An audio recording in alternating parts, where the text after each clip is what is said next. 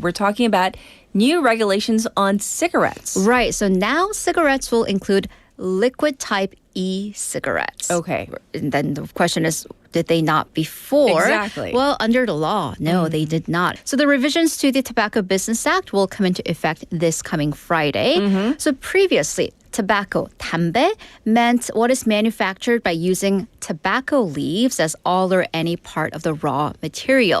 So 기존에는 담배는 연초의 잎을 원료로 한 것이었습니다. So that actually is a very narrow definition. Right, so tobacco leaf. But the thing is, if you think about it, when that law was created, that is what tobacco was. True. But the industry has come leaps and bounds since then. Right. With vapes and e-cigarettes that left these relatively new, I guess, inventions in kind of a blind area in terms of the realm of regulations. Sure. So the new revisions now define tobacco as what is manufactured using not only tobacco leaves, but nicotine. I see. What other changes are included? Right, so liquid type e-cigarettes, because they are now tobacco, must have warnings, both in writing and those pictures.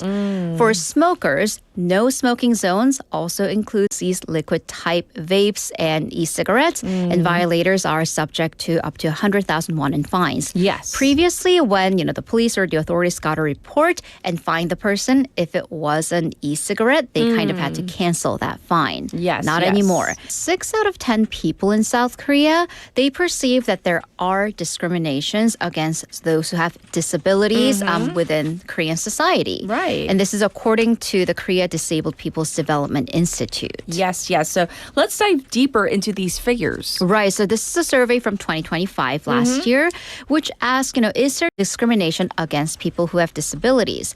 Interestingly, 59.2% of people who didn't have disabilities said yes. 56.7% of people with disabilities said yes. I see. Well, what about employment with those with disabilities? Right, so this is a really important facet because jobs for people who have disabilities are crucial because they do help them become more independent. Okay. And this is one of those cases where actually companies or individuals who actually took action, they tended to think more positively. So experience change in people's thoughts. Meaning corporations that hired workers with disabilities tended to have more positive perceptions about their working abilities at 3.09 points versus 2.47 points about labor productivity. Right. And, there used to be this whole NIMBY effect, right? Not in my backyard, for facilities and institutions for those with disabilities. Has that changed? Yes, so that's also good news. Back in 2019, about 15% of people were against such institutions, be it schools, workplaces around their homes. Okay. But that has gone down to 12.3%. So the director of the institute say that we still, though, do have fairly high perceptions on discrimination and low education when it comes to awareness, especially for these direct experiences such as hiring. All right, now that spring is fully in bloom. I mean, is it spring? It's almost like pre-summer. I know. But this is also at the time where we should be on the lookout for possible mental health issues. Right, so there's that irony, and I do have to give you a trigger alert because we are going to be talking about suicide. Okay. So spring usually associated with flowers, happiness, increased activity. But maybe because of that, there are people who are feeling blue. To the point, there is this term called the spring peak, referring to a peak, a spike in suicide rates. Oh, no. Yeah. Is there such a thing as true? Data supports this. According to the Ministry of Data and Statistics, it shows that yearly suicide rates, the annual peak comes in spring. In 2021, that peak was in March. 2022, April. 2023, May. 2024, April again. Okay, so what could account for this? Right, so there are some biological reasons, physiological rather reasons, changes in daylight hours and other environmental changes that can lead to fluctuations in your biorhythm. And for some people, that could trigger depression. Okay. And these feelings of depression, they could go away in about a week or two once your body adjusts to it. But if they continue, then that could be full-blown depression affecting your day-to-day activities. Right. So what are some signs people should be looking for, like considering, do I need to seek out medical care? Right. So the key is always if you have trouble carrying out your daily activities, including sleeping, changes in appetite, and of course, suicidal ideations. Yes. And being depressed doesn't mean you're in that state 24/7. So it's important to distinguish that. So pay attention to whether these depressive feelings come back persistently, even if you try to kind of distance and distract yourself. So experts give about a month period. Monitor how you're feeling, and if the feeling persists for over a month, that's kind of a key point where you do need to start seeking medical care. That's right. And what can people do in their day-to-day lives? Right, so sleep is apparently something that's really important that you can work on by yourself.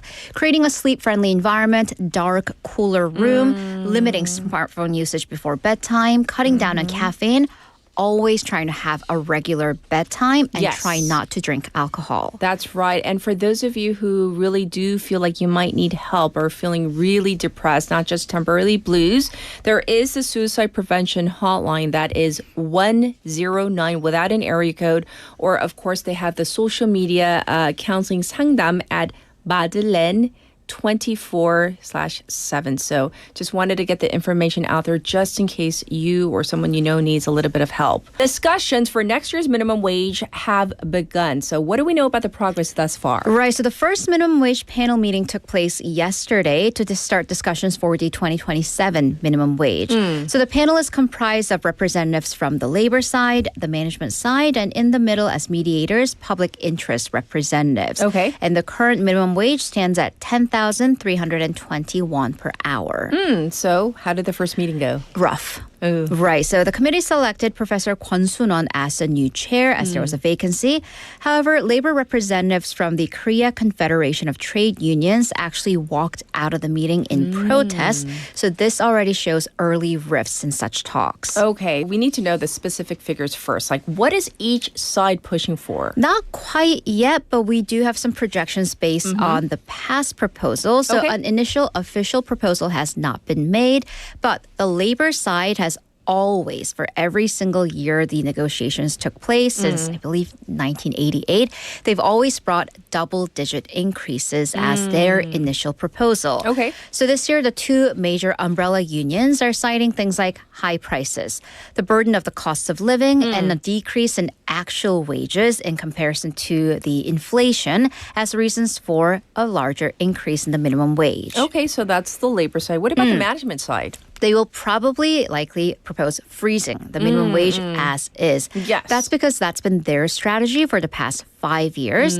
And they will likely cite the burden on small businesses that most likely have to pay the minimum wage because saying that, you know, with what's going on in the economy, these smaller businesses have reached their wits' end. Yes, yes. Well, another matter up for discussion at this year's panel is for contract workers. Right. So because contract workers are what we call 도급제 system or are other similar workers. So who are these? So these are workers whose wages are not determined by how long they work, hour to hour or a weekly, monthly basis. Yes. But rather number of tasks or gigs they complete. So for example, delivery writers, substitute drivers, and many other platform workers, your like workbook teachers, etc. Yes. So under the current system, these individuals are actually categorized as 개인 사업자, self-employed persons. Therefore, 사업자, not laborers, 근로자, and they do not have the same rights as laborers as protected under the Labor Standards Act. And that, of course, includes the minimum wage. So the labor side has been pushing for the inclusion of this group into the discussion. They haven't yet. But what's different this year? The labor minister has actually officially requested that this discussion take place. So most definitely it'll have to take place. Yes. And when is the deadline? Right. So big question is how much will the minimum wage be? The second big question, when are we going to find out? Right. Well, when are we supposed to find out is the first information. The panel by law must determine the minimum wage and report it to the labor minister by June 29th. But in the history of the system since 1988, the panel has met the deadline 9 times. So we will actually likely see the actual figure, usually early July. Okay. So we will await word and, of course, relay the information to our listeners. Well, we're going to call it a wrap on all the stories. Everybody, this was Haley.